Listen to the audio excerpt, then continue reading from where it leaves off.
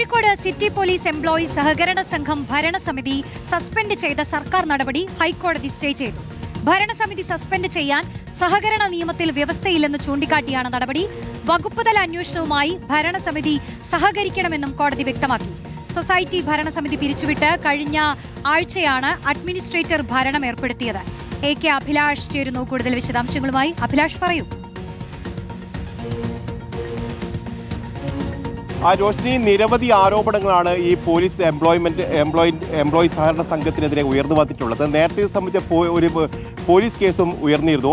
ഏതായാലും ഈ ലോൺ നൽകിയതുമായി ബന്ധപ്പെട്ട് പരിധികൾ ലംഘിച്ച് ചില ആളുകൾക്ക് ലോൺ അനുവദിച്ചു എന്നടക്കമുള്ള പരാതികൾ, അതോടൊപ്പം തന്നെ ഈ ഫണ്ട് ക്രമവിരുദ്ധമായി ഉപയോഗപ്പെടുത്തി, അതോടൊപ്പം തന്നെ പോലീസ് സ്റ്റേഷന്റെ നവീകരണത്തിനടക്കം ഈ ഫണ്ട് പ്രയോജനപ്പെടുത്തി എന്നടക്കമുള്ള ആരോപണങ്ങളായിരുന്നു ഈ അസോസിയേഷനെതിരെ ഉയർന്നു വന്നത്, സഹകരണ സംഘത്തിനെതിരെ ഉയർന്നു വന്നത്.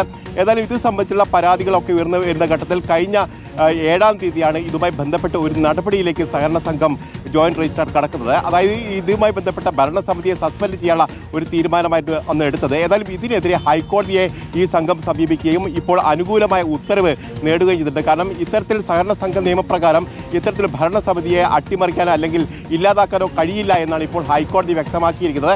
ഏതായാലും 2 മാസങ്ങൾക്ക് തന്നെ തെരഞ്ഞെടുപ്പ് നടത്തും എന്ന് തന്നെയാണ് ഇപ്പോൾ സഹകരണ സംഘം അറിയിച്ചിരിക്കുന്നത്. അതോടൊപ്പം തന്നെ ഭരണം പിടിച്ചെടുക്കാനുള്ള കുറുക്കു വഴിയുള്ള നീക്കമാണ് ഇപ്പോൾ സഹകരണ സംഘത്തിന്റെ നേതൃത്വത്തിൽ നടക്കുന്നത്, പ്രത്യേകിച്ച് സഹകരണ വകുപ്പിന്റെ നേതൃത്വത്തിൽ നടക്കുന്നത് എന്നുള്ള ആരോപണങ്ങൾ കൂടി ഇവർ ഉയർത്തുകയും ചെയ്തിട്ടുണ്ട്. ഏതായാലും ഇത് സംബന്ധിച്ച് നേരത്തെ തന്നെ പോലീസ് നടപടികളടക്കം, അതായത് പോലീസ് കേസെടുക്കുന്ന ഒരു സാഹചര്യം ഉണ്ടായിരുന്നു. അതുകൊണ്ട് തന്നെ വകുപ്പ് തല നടപടികൾ ഉണ്ടാവുമെന്ന് ഉറപ്പാണ്.